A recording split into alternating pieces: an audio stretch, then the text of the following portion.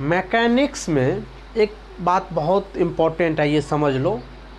देखो, मैकेनिक्स के अंदर होने वाले जो प्रोसेस होते हैं या फिर जो चीज़ हम लोग इसमें सीखते हैं उसको हम लोग महसूस कर सकते हैं, देख सकते हैं बाय एक्टिविटी या एक्सपेरिमेंट। मतलब महसूस तो दूसरे चैप्टर में भी करेंगे, लेकिन हम लोग उसको मतलब छू सकते हैं, उसको हम लोग क्या कर सकते हैं, देख सकते हैं। कैसे? बाय एक्टिविटी या एक्सपेरिमेंट। बट कुछ चैप्टर ऐसे होते हैं जैसे कि इलेक्ट्रिसिटी, मतलब मैग्नेटिज्म का जो भी चैप्टर होगा, इलेक्ट्रोमैग्नेटिज्म का, वो सब चैप्टर ऐसे होते हैं उसमें हम लोग सिर्फ क्या करते हैं, इमेजिंग करते, सिर्फ सोचते हैं। तो इस दृष्टिकोण से भी मैकेनिक्स आपको उन सब चैप्टर से इजी है। हाँ, इसमें मैथ थोड़ा ज़्यादा आते हैं। चलो ठीक है, हम लोग पिछले क्लास रेस्ट एंड मोशन को डिफाइंड किए थे। यदि हम लोग मोशन के बारे में थोड़ा डिटेल्स यहाँ समझे तो क्या होगा कि यदि कोई ऑब्जेक्ट मोशन कर रहा है या फिर कोई ऑब्जेक्ट मोशन क्यों करता है, यहाँ दो बात आते हैं। मतलब कोई ऑब्जेक्ट मोशन क्यों करता है, मतलब उसके पीछे का कॉज क्या है, एंड यदि वो मोशन अगर कर रहा है तो उसका इफेक्ट क्या होगा। इन्हीं पे, मतलब इन्हीं दोनों बातों पे बेस्ड है आगे के चैप्टर। जैसे देखो, हम लोग उसको थोड़ा सा बोर्ड पे समझते हैं।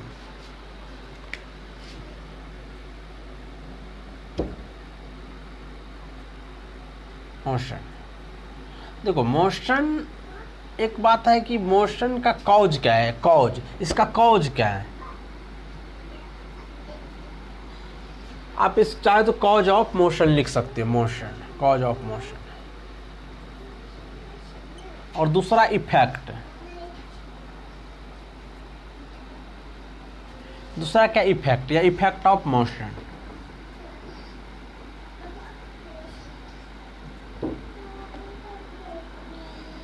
देखो, इन पे आधारित कुछ चैप्टर है जो हम लोग आगे सीखेंगे। और जब कोई मतलब मोशन में है कोई ऑब्जेक्ट तो उसका इफेक्ट क्या होगा, उस पे जो बेस्ड एक चैप्टर है जिसका नाम है काइनेमैटिक्स। मतलब इफेक्ट ऑफ मोशन पे जो बेस्ड है एक चैप्टर, उसका नाम क्या है, काइनेमैटिक्स। इसमें हम लोग 1D 2D projectile motion, relative motion, सारे चीज़ इसी के अंतर्गत हम लोग सीखेंगे।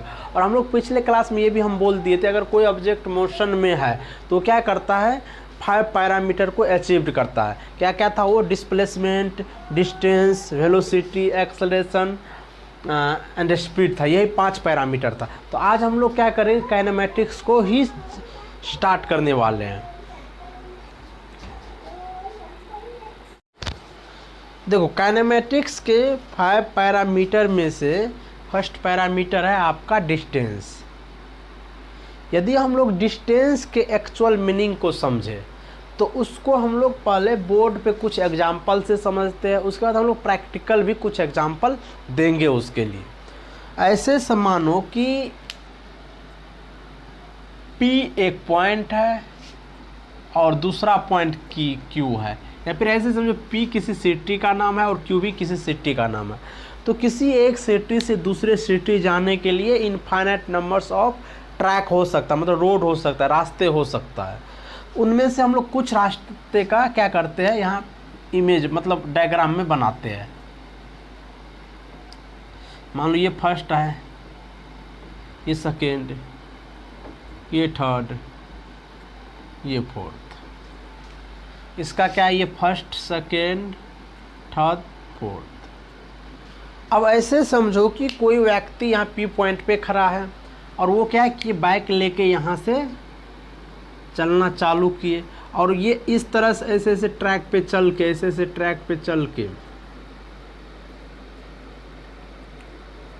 वो Q पॉइंट पे अब पहुँच गया। मान लो A नाम का कोई व्यक्ति था P पे, और अब मान लो t=0 पे यहाँ था और t=t पे क्या किया, Q पे पहुँच गया। कौन, A नाम का व्यक्ति। तो अगर आप क्या करोगे, ये फर्स्ट ट्रैक से चला है, उन ट्रैक का जो आप क्या करो, आप एक मतलब डिस्टेंस मेजर करने वाला कोई स्केल ले लो, और इसका जो ट्रैक है ये फर्स्ट ट्रैक, उस ट्रैक का टोटल लेंथ को क्या करो, मेजर कर लो, वही क्या है, डिस्टेंस है। फिर से समझो बात को, मतलब जो एक व्यक्ति था कहाँ, पी पर, जो इस ट्रैक से, फर्स्ट ट्रैक से चल के कहाँ पे पहुँच गया, क्यू पे पहुँच गया। तो आप क्या करो, एक स्केल ले लो और इस जो फर्स्ट ट्रैक है उसका लेंथ को मेजर कर लो, वही लेंथ क्या होगा, डिस्टेंस होगा। समझ आ रहा है ना। तो बेसिकली अगर मान लो वो हमने मेजर की हो गया 10 किलोमीटर, मान लो फर्स्ट ट्रैक का हमने डिस्टेंस मेजर किए, मतलब लेंथ मेजर किए, तो कितना मिला हमको, 10 किलोमीटर। तो इस रास्ते से वो जो चलेगा पी से क्यू, तो इस ए के द्वारा ट्रैवल किया गया डिस्टेंस कितना होगा, 10 किलोमीटर। मान लो इस रास्ते से वो चला और हमने जब मेजर किए इसका लेंथ, तो पता चला 50 किलोमीटर होता है। तो उस समय ए का डिस्टेंस पी से क्यू जाने में कितना होगा, 50 किलोमीटर। मान लो थर्ड रास्ते से चला, तो हमने थर्ड रास्ते का जो लेंथ मेजर किए तो पता चला वो 2 किलोमीटर है। तो मतलब उस केसेस में कितना होगा ए का डिस्टेंस पी से क्यू तक जाने में, 3 किलोमीटर। अगर फोर्थ रास्ते से चला तो पता चला कि 500 मीटर है इसका, मतलब लेंथ जब हम मेजर किए तो पता चला इसका length, actual length, path length कितना है, 400 मीटर। तो उस समय उसका डिस्टेंस कितना होगा, 400 मीटर। देखो इन एग्जाम्पल से आपको क्या मतलब, क्या क्लियर होता है कि डिस्टेंस है क्या रियली में। बेसिकली रियली में डिस्टेंस है मतलब किसी ऑब्जेक्ट के द्वारा एक्चुअल पाथ लेंथ जो ट्रैवल कर लेता है, मतलब actual path length travel by the any object is called distance. फिर से समझो, मतलब actual path length travel by the an object, उसी को हम लोग क्या बोलेंगे, डिस्टेंस बोलेंगे। अब हम एक चीज़ और आपको बोलेंगे, जैसे मान लो समझो कि पटना है एक सिटी और दूसरा सिटी दिल्ली है। तो पटना से दिल्ली जाने के कितने रास्ते हो सकते हैं। अगर आप ढंग से सोचोगे तो उसमें आपको इनफाइनाइट नंबर ऑफ रास्ते मिल जाएंगे। मतलब हम तो कोई कंडीशन थोड़ी नहीं दे रहा हूँ, आपका मर्जी, आप पटना से पहले राजस्थान चले जाओ, मतलब जयपुर चले जाओ, वहाँ से जाना दिल्ली, हो सके आप मुंबई चले जाओ, वहाँ आप हो सके लंदन चले जाओ, फिर वहाँ से दिल्ली जाना। तो मतलब अगर आप इस तरह से अगर सोचोगे तो आपको पता चलेगा कि दो सिटी के या फिर पटना और दिल्ली के बीच में जाने वाले इनफाइनाइट नंबर ऑफ रास्ते हो सकता है। लेकिन जब आप जिस रास्ते से चलोगे जब, तो उस रास्ते का जो एक्चुअल पाथ लेंथ होगा वही क्या कहलाएगा, आपके द्वारा ट्रेवल किया गया डिस्टेंस कहलाएगा। समझ आ रहा है ना। इसका मतलब ये भी होता है कि दो पॉइंट के बीच के डिस्टेंस को हम लोग कभी डिफाइंड कर ही नहीं सकते हैं। समझ आ रहा है ना। इससे एक बात क्या क्लियर होता है, दो पॉइंट के बीच के डिस्टेंस को हम लोग कभी डिफाइंड ही नहीं कर सकते। तो हम लोग ये बात बाद में लिखेंगे। अगर किसी को कोई दिक्कत है तो वो अच्छे से क्वेश्चन करो। देखो फिर से डिस्टेंस, मतलब डिस्टेंस अगर कोई, देखो हम इस डिस्टेंस सब में हम कोई आपको नोट्स बाद में देने वाले नहीं है। आप, मैं बोलूँगा क्योंकि ये सब छोटे छोटे डिफिनेशन है, इस पर आप बहुत पहले से ही जानते हो और अभी मैं थोड़ा बोल देता हूँ। देखो डिस्टेंस का थोड़ा सा डिफिनेशन लिख लो। It is actual path length travel by the an object, या फिर दूसरी तरह से ऐसे लिख सकते हो, actual path length travel by the an object during its motion is called distance. Clear है। तो डिस्टेंस का डिफिनेशन ये होगा। दूसरी बात, ये स्केलर क्वांटिटी, तो मैं ये सब लिख देता हूं, इट इज स्केलर क्वांटिटी। दूसरा है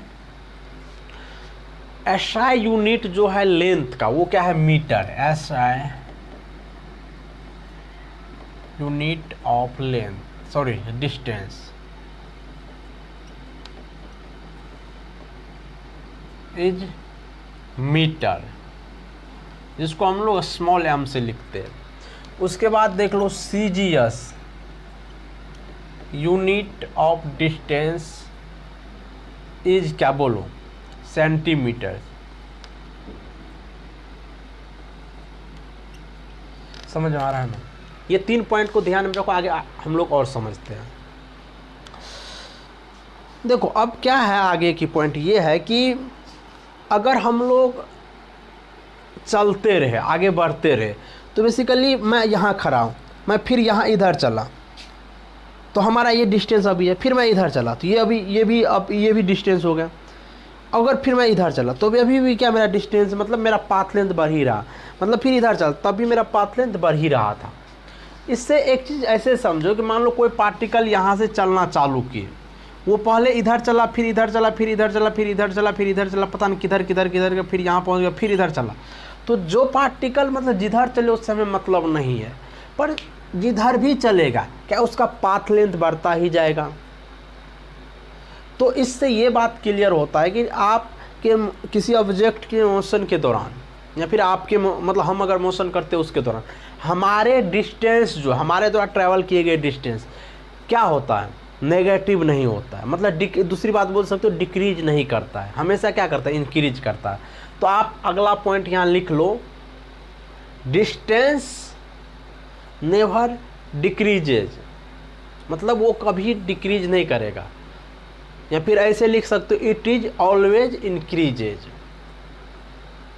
अब देखो कोई चीज़ अगर डिक्रीज नहीं करता है तो वो क्या हो सकता है, यहाँ जीरो होगा या फिर पॉजिटिव होगा। तो आप ये भी बात लिख लो, इट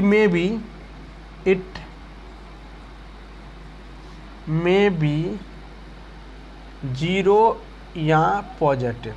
मतलब डिस्टेंस देखो स्केलर क्वांटिटी है, स्केलर क्वांटिटी आपको नेगेटिव पॉजिटिव जीरो सब होता है, लेकिन डिस्टेंस की अगर बात करूँ तो इट में भी जीरो और पॉजिटिव। क्योंकि नेगेटिव क्यों नहीं होगा, क्योंकि हम बेसिकली डिस्टेंस का डिफिनेशन में ही है एक्चुअल पाथ लेंथ, क्योंकि पाथ लेंथ कभी तो नेगेटिव नहीं होगा, इसीलिए ये भी नेगेटिव नहीं होगा। आप यहाँ लिखना चाहते हो तो लिख लो, इट इज नेवर, मतलब क्या निगेटिव, मतलब डिस्टेंस कभी भी नेगेटिव नहीं होगा और ना वो डिक्रीज करेगा। हम लोग एक छोटा सा ग्राफ से इसको समझते हैं, वैसे बाद में हम लोग फिर ग्राफ समझेंगे, लेकिन एक बार छोटा सा डिस्टेंस वर्सेस टाइम के ग्राफ को हम लोग थोड़ा सा क्लियर करते हैं। एक दो डायग्राम्स, जैसे मान लो कि ये फर्स्ट जो डायग्राम है उसमें मान लो ऐसे डायग्राम दे दिया है, आपको बोला इस पे क्या डिस्टेंस है और इस पे टाइम है। दूसरा दे दिया है आपको, बोले ऐसे है, इस पे भी डिस्टेंस है और इस पे क्या है, टाइम है। तीसरा दे दिया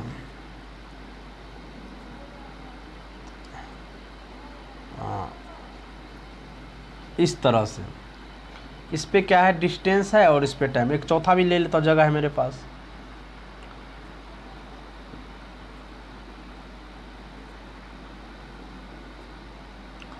ये डिस्टेंस है और ये टाइम है। देखो हम लोग ग्राफ फिर से समझेंगे, लेकिन एक समझने के लिए यहाँ, क्योंकि हमने यहाँ एक वर्ड यूज किया हूँ कि डिस्टेंस नेवर नेगेटिव, मतलब इट में भी जीरो और पॉजिटिव। आप चाहे तो पांचवा भी ग्राफ बना सकते हो, पांचवा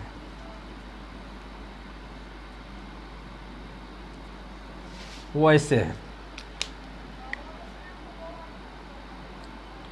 और इस पे है डिस्टेंस, इस पे है टाइम।